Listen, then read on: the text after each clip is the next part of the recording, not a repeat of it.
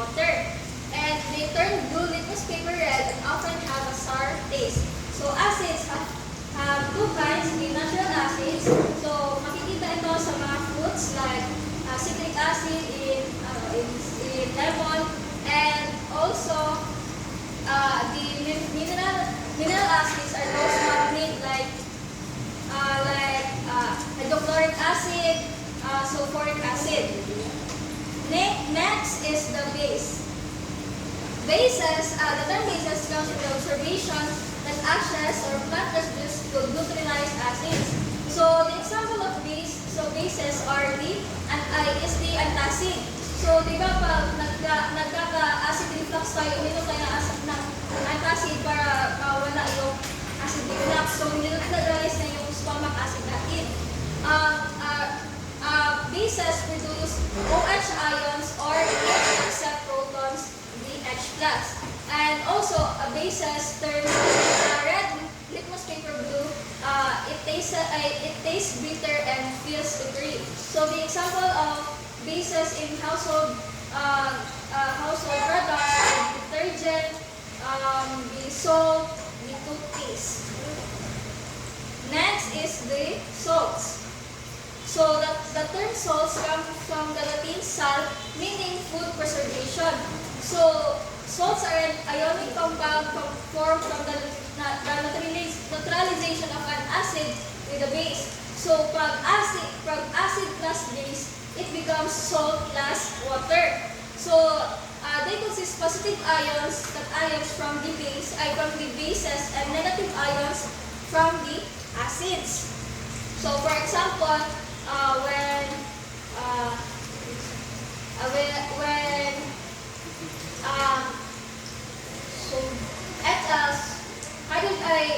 hydrochloric acid plus sodium hydroxide equals it yields sodium chloride plus water or HOH. So bakit siya positive ion? So since ang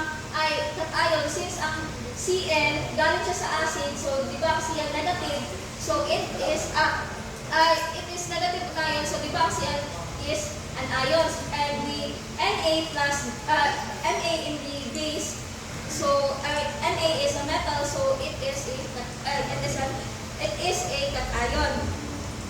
Next is the indicators. So indicators are organic molecules that change colors in an acid or a base. So it is the easiest way to determine if the substance is acidic or basic. So there are in the experiment we utilize three indicators: the litmus paper, methyl orange, and phenolphthalein. So the first is the litmus paper. Litmus paper is a filtered paper treated with a natural dye extracted from lichens, and it is one of the oldest indicators widely used to test whether a substance is acidic or basic or neutral. So if the blue litmus paper is put into the acid, it will turn red, and when the blue litmus paper put siya sa base, it will turn blue. And red ang put siya sa base, it will turn blue. Pag salt naman, so salt is neutral, same lang ang color ng or magiging purplish ang color niya, pero same lang siya red, since neutral siya. Next is the phenolphthalein. So phenolphthalein is a synthetic acid-base indicator discovered in 1871. So phenolphthalein is a synthetic. So meaning a synthetic is man-made. So ginawa siya ni Adolf von Baeyer. Phenolphthalein is a weak acid that changes color depending on the pH resolution. So pag ilagay siya sa acid, it's still colorless, pero pag ilagay siya sa base, since acid siya, since weak acid ang phenolphthalein, pag ilagay siya sa bases, nagiging pink to violet. So depende siya sa pH. So example is that. Last is the methyl orange. So methyl orange also methyl orange is synthetic acid-base indicator. color. So man-made din siya using dyeing and tinting textile. So if a solution is becoming less acidic, methyl orange moves from red to orange and finally to yellow with the reverse of current for a solution, increasing in acidity. So if naglagay ka ng methyl orange sa acidic pH, nagiging red to orange siya. Pero pag nilagay mo sa neutral, yellow pa rin, and pag alkaline naman or base, nagiging yellow. Next is the objectives. So in doing the experiment, we need to the objectives para makagawa tayo ng conclusion if na-achieve ba natin ang experiment. So first, test the color reaction of some household substances using different indicators. Yun yung 20 or 22 household substances. 2. Research the main components of each samples. And lastly, classify solutions as acid, base, or neutral. The procedure. So in the procedure, we prepare clean and dry 22 test tubes. Then place 1 ml of 0.1 molarity of hydrochloric acid, 0.1 sodium hydroxide, distilled water, top samples, and samples also for to each test tube.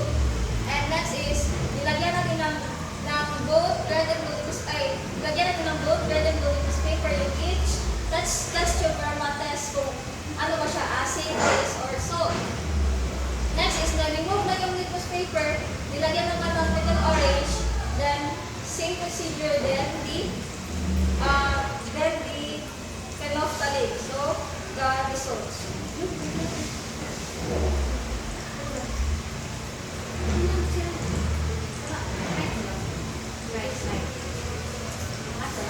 Pwede. Parang pwede ni guys. Hindi mo daw. Wala na. Hello.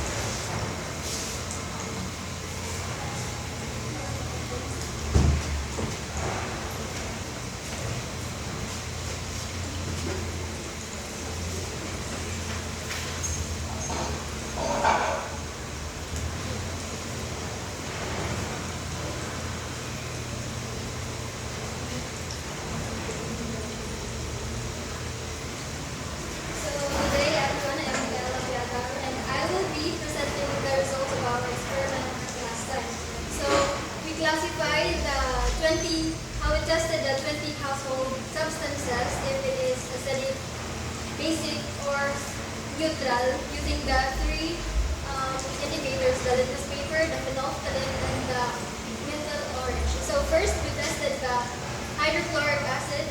Its main components are the hydrogen and the chlorine. And while dipping the litmus paper, the color blue, and we put the red and blue litmus paper, and it turns out red, which means it is acidic. And the phenolphthalein remain colorless. The methyl orange turns into red. And so by this observation, we classified it as acidic because hydrochloric acid, when ionized in water, it releases hydrogen ions, making the solution acidic. And second is the sodium hydroxide. Its main component is the sodium hydroxide, and after putting the litmus paper, it turns the red litmus paper into blue, which means it is basic. And the phenolphthalein, it turns into pink. The methyl orange has the sodium hydroxide into a yellow, and by that we classified it as base because the sodium hydroxide, when ionized in water, it releases hydroxide ions, making the solution strongly basic, or above 7 pH. And then third is the distilled water. Its main component is just pure water, or H2O. And in litmus paper, it does not change, or no change, or it means neutral, and the phenolphthalein colorless. The methyl orange, it remains orange, and by that we classified it as neutral. So our interpretation is that pure water has equal hydrogen and hydroxide ions. So it is neutral. Next is the top water. So its main components is the water and the dissolved minerals. I only stated the calcium as an example of the What other substance present in tap water? like dissolved minerals, just like the animal. Dissolved minerals. Calcium, Anong mga dissolved minerals? Iron, limestone, calcium, iron, ano pa mga ano bang mineral sa tubig? Sodium,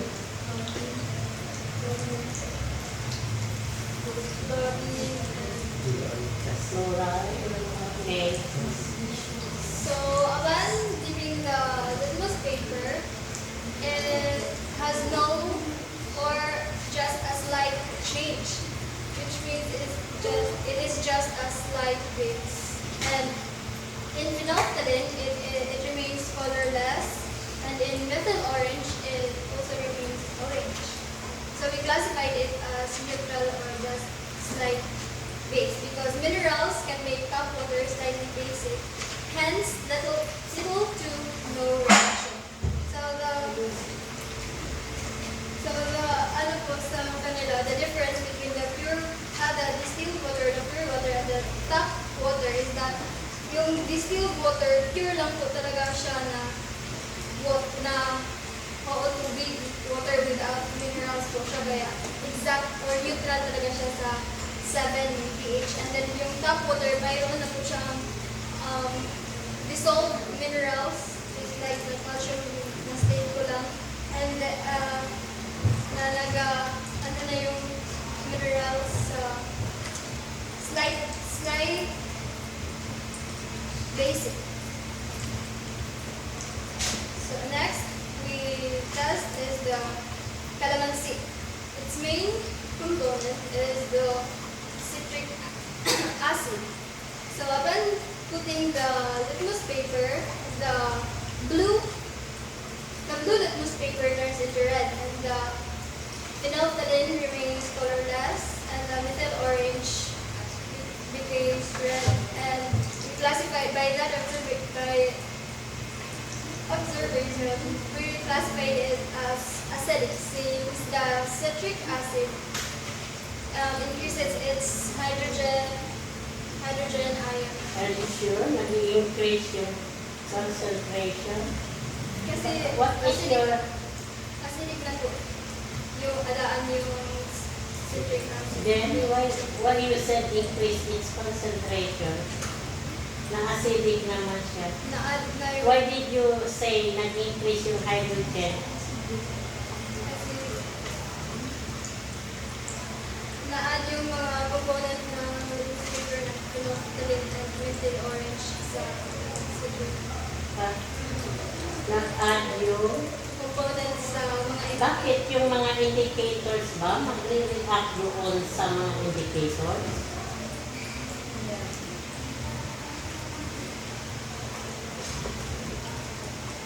Bakit magsabi ka citric acid since it is contained citric acid increases hydrogen concentration.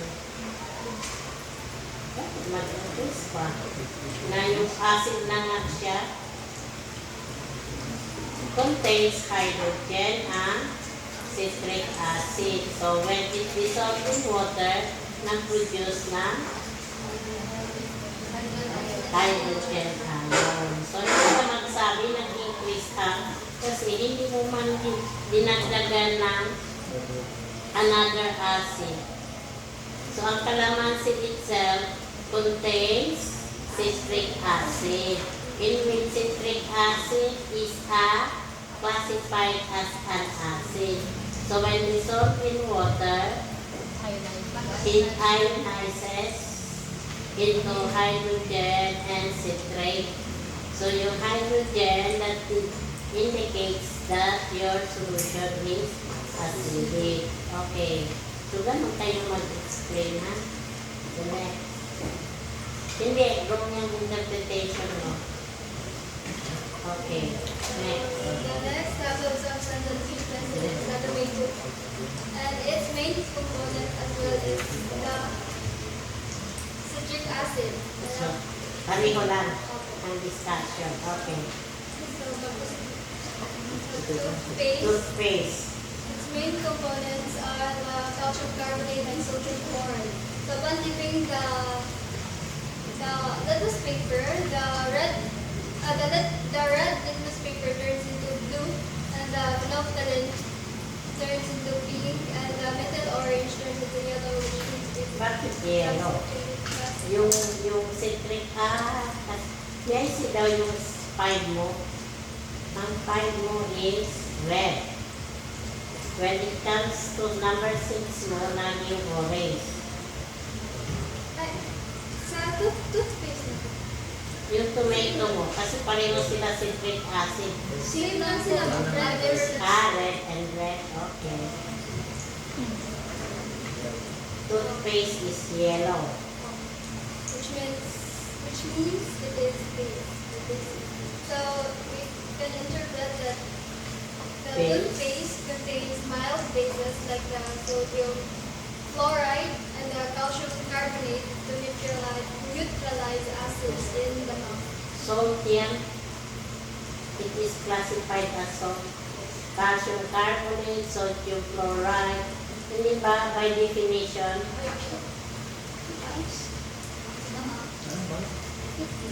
toothpaste? Mild base is salty. Bakit? They are salt.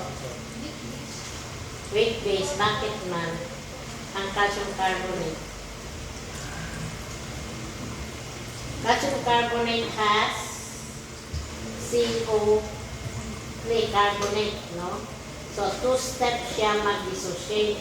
Bicarbonate and carbonate. So, yung bicarbonate, that is the one that gives you yellow. Slightly basic siya. Because you have 2-step dissociation of your calcium, even though salt, kaya lang, yung carbonate mo dissociates into 2-step, bicarbonate and carbonate. So yung bicarbonate contains hydrogen. That indicates that there is hydrogen. So kapag may hydrogen yung bicarbonate, kaya nga slightly siya yellow. Yellow or orange? Yellow. Kaya na, and then your sodium chloride is salt neutral. Okay. The eighth household substance that we tested is the shampoo. Its main components are the detergent surfactants with citric acid or phosphoric acid. Upon dipping the blue and red newspaper, it turns into a slight to purple. And the phenolphthalein is colorless to light pink, and the middle orange to red or orange. Usually what it is. Ano yan? Shampoo na? Opo.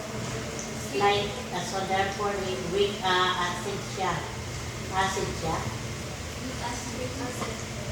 Kasi nag-purple sa So, litmus paper na colorless siya. Bakit Miss Last light pink? may shade ko siya ng red. Parang ano ko, white like may pink sa gilid. You did not see. Ay, ang shampoo, ano lang po siya, may sticky, di ba? Shampoo. Then, orange. Red, orange. So, anong explanation mo? Since the formulated is slightly acidic with pH 5 to 6 to match the scalp pH to protect your cuticles. Okay. Next is the rubbing alcohol. Its main component is the isopropanol. What else? Isopropyl bang gamit nyo? Or ethyl? Ang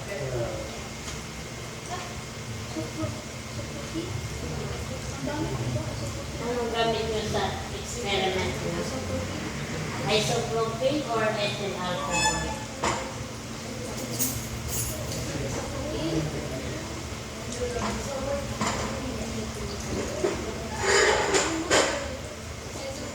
Isopropyl alcohol? Sino kaya nito? Kami. Sino nagdala sa alcohol? Isopropyl. Ano ba yan? Ayan na, hindi kayo nag-ano. Okay. Okay. Nilagyan ako ng litmus paper, wala po siyang change, no major change. And then the phenolphthalein, it is colorless, the middle orange, remain orange, and we classified it as neutral or weak base. Since isopropanol doesn't ionize much in water, so it's nearly neutral. And next is the bath soap. So its main components is the sodium salts of fatty acids. So nung nilagay na yung newspaper, nag-turn lang siya into blue. Sa phenolphthalein, pink. Sa middle orange, nag-turn siya into yellow, which means it is base. And since the bath soap is made of sodium salts of fatty acids, which are alkaline. And alkaline, ma'am, is a base that dissolves in water and produces hydroxide ions. So next is the vinegar. Its main component is the acetic acid. So, upon putting the litmus paper, it turns into red. The phenolphthalein remains colorless. The middle orange, it also turns into red. So we classified it as acid. Since the acetic acid makes it acidic, the pH level is 3. Next is the table salt. Its main component is the sodium chloride. And nung nilagay na yung litmus paper, wala siyang changes. And sa phenolphthalein, colorless. Sa middle orange, remain lang siya into sa orange, and we classified it as neutral or salt. So the interpretation is that the sodium chloride does not hydrolyze in water, so it remains neutral. Next is the table sugar. Its main component is the sucrose. May nilagay na din yung litmus paper, wala siyang changes. Sa phenolphthalein, nag-remain siya colorless. Sa middle orange lang din, and we classified it as neutral. Since the sucrose does not release hydrogen or hydroxide ions, so it is neutral. And next is the main component is the sodium salts or the alkaline. And nung nilagay na yung litmus paper, nag-turn lang siya into blue, sa pinaptalan into pink, sa middle orange and the yellow, and we classified it as base. And the interpretation is that since the detergent contains sodium salts and alkyl benzene sulfonates, which are alkaline, we classified it as base. So next is the antacid tablet. Its main component is the magnesium hydroxide and the calcium carbonate.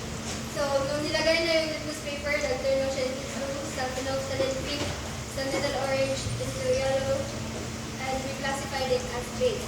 So since the antacid tablet contains magnesium hydroxide or calcium carbonate, both are basic, so to neutralize excess stomach acid. Bakit magnesium hydroxide classified as base? Kasi may OH. Okay. Next is the bleaching solution. Its main component is the sodium hypochlorite. Nung nilagay na yung litmus paper, it just turns into blue, sa phenolphthalein into pink, sa middle orange into yellow, and we classified it as base. So since the the bleaching solution contains sodium hypochlorite, which is alkaline in solution, we classified it as base or basic. So next, the soft drink. Its main component is the carbonic acid plus the phosphoric acid. So nung nilagay na yung litmus paper, nag-turn siya into red. Sa phenolphthalein, colorless, nag-remain siya colorless, and sa middle orange, red. So we classified it as acid. So since the soft drink contains carbonic acid and phosphoric acid, nagiging acid siya since nalolower na yung pH. Lower yung pH. And next, the toilet bowl cleaner. Main component is the hydrochloric acid. Nung nilagay na yung litmus paper, nag-turn siya into red. Sa phenolphthalein, colorless. Sa middle orange, red. And we classified it as acid since the toilet bowl cleaner contains hydrochloric acid. And hydrochloric acid is a strong acid. And next, the baking soda. Its main component is the sodium bicarbonate. And upon putting the litmus paper, it turns to blue. Sa phenolphthalein, pink. Sa middle orange, yellow. We classified it as weak base. Weak base because baking soda or the sodium bicarbonate is a weak base that partially neutralizes acids. And last, household substance that we tested is the liquid sosa. Its main component is the concentrated sodium hydroxide. Nung nilagay sa litmus paper, naging blue. Nag-add drop sa phenolphthalein, naging bright pink. Sa middle orange, naging yellow. So we classified it as a strong base. Since the liquid sosa contains concentrated sodium hydroxide, which means it is a very strong base. So this is figure 1. You can see that the different test tube samples with acids, bases, and household products used in the experiment. And figure 2 is the student conducting acid-base test using the indicator in the laboratory. Discussion. So we can infer, based on our observation, that the different household substances can be acidic, basic, or neutral. And acids can turn the litmus paper into red, the bases can turn the litmus paper into blue, and neutral substances show no color change. And the indicators like the phenolphthalein and the little orange confirm the classification. The second is the Ano yung inference mo? Based on your observation. Kalamansi. the different household substances. Ano yun? Classify mo daw. Acids, Acids, base, strong, daw. Acids, doon sa taas. acid, Acids, that is red. red, So, HCl, what else? base, blue, Red sa Mr. Orange. red, Colorless sa phenolphthalein, Pinaptalin. Okay. Then, ano pa? blue po sa base, No, acid. Ano pang mga acid mo? citric acid, Yung calamansi, calamansi, Red. so tomato, citric acid, tomato. Supposedly, a citric acid is a weak acid. So, hindi siya red. Dapat sana yellow. Pero ang vinegar mo, ang vinegar mo is colorless, red. soft drink po acid, the toilet bowl green, and the Ano pa? shampoo. Shampoo, what else? Yun lang, 7 po yung acid. 7 yung acidic substances. So these contains hydrogen when dissolved in water. Okay. What are the bases? The sodium hydroxide, Sodium hydroxide, toothpaste, bath soap, Bath soap. Bath soap, detergent, antacid, bleaching, baking soda, baking soda. So those are bases that contains hydroxide that is responsible for the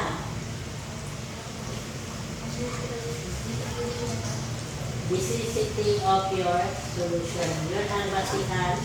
Bakit siya ay base? Because of the presence of hydroxide. Okay. Okay na. Difference. So, yun. Kulang lang yung explanation mo. So, you base it on your observation. Then, what can you infer? Meron ka namang interpretation. I-gather mo lang yung acid, bases, then you discuss. Okay. Kulang lang yung ano mo. Okay. Number 2 is the pH, the pH of pure water and room temperature is 7. Then, that's why you got yung no change in color. No change in color sa litmus paper. Tapos pinagtali colorless siya sa is red, orange. So, explain why changes in pH can affect biological systems. Biological systems rely on a stable pH for enzymes and cellular processes. So, yung mga biological systems are very sensitive to pH changes because nearly all life processes depend on molecules and reactions that only work with a specific pH range, just like sa pepsin. Okay, so yung enzyme is sensitive to pH change. Our blood is sensitive to pH change. So that will damage the cell. Stop there. Oh, so sabi mo, it must be controlled. Kasi sakto lang po yung pH. Sakto. So what do you call that our blood? Hindi man siya acidic, hindi siya neutral. Isotonic. Isotonic. Isotonic. Kasi ang Blood. complication sa So, dapat yung blood natin is what? Blood is an example of a buffer solution. Kaya nga, kahit mag-inom tayo acidic kung ano natin, makontrol yung blood natin. Hindi kagad siya magbiglang acidic, hindi kagad siya magbiglang basic. Kasi ang blood natin is a buffer solution. Okay. So, number 4, a doctor might tell someone to use an antacid if their stomach produces too much acid. Based on what you observed, how do antacids work? So, antacids are basic substances that neutralizes excess stomach acid, or raising the pH toward neutral and relieving acidity or heartburn. So, when you have acid reflux kayo, Yes. o kung mag-acid reflux kayo, bigyan kayo ng antacid para mag-neutralize. Meaning kasi sometimes na yung palagi kayo umiinom ng Coke, soft drink, carbonated is an acid, di ba? Yung Coca-Cola is a carbonated, soft drinks are acidic. So, kung acidic ka na, dapat hindi ka na iinom na Coca-Cola. Carbonated drinks. So, that's why you have to neutralize yung acid reflux. So, usually yung binibigay is your antacid. Can you give us an example of antacid? What is the component of antacid?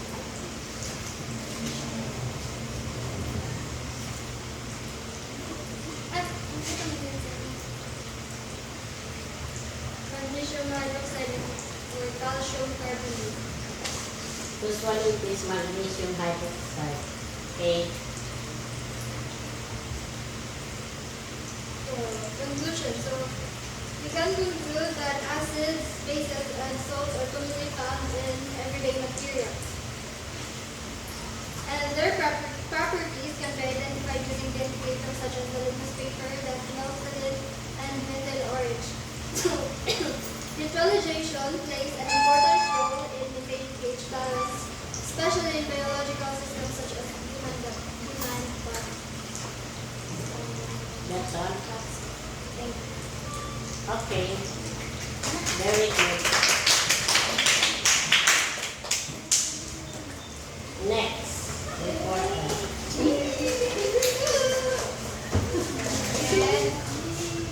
I will not know how you listen because the exam, what is the content of the exam is the one that we are discussing. So you listen.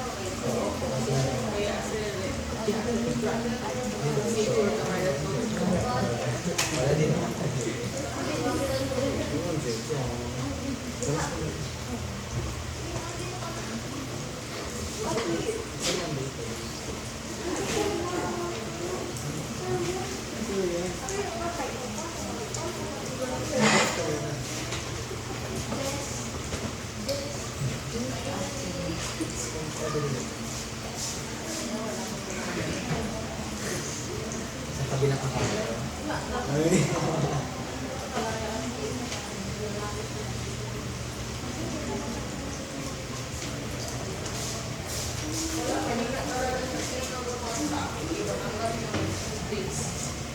Try go sabi. Option ako. Consideration.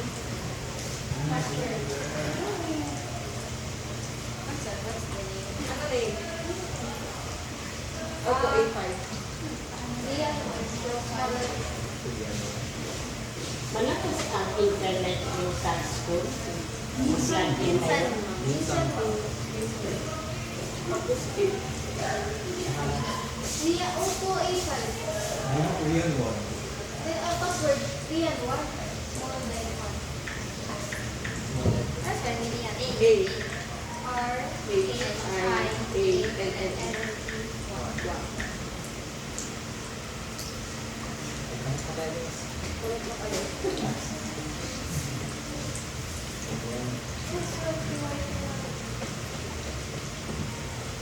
Hi. Gawa sa ubat. Kasi nagkat sa akin.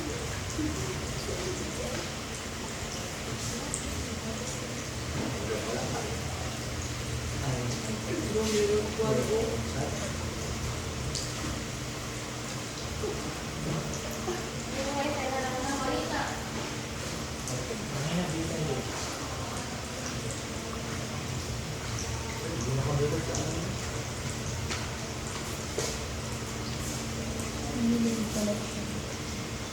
Pero abot ba?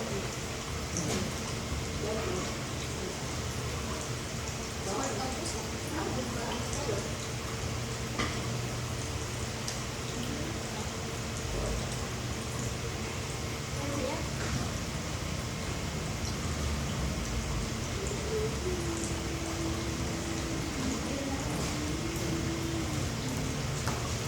Sila kay Kanpa?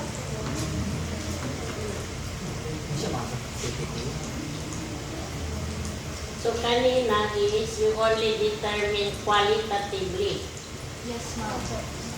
based on the indicator o kung acidic ba siya, basic or salt. This time, you determine it quantitatively. Okay. Malaman mo talaga ano pH.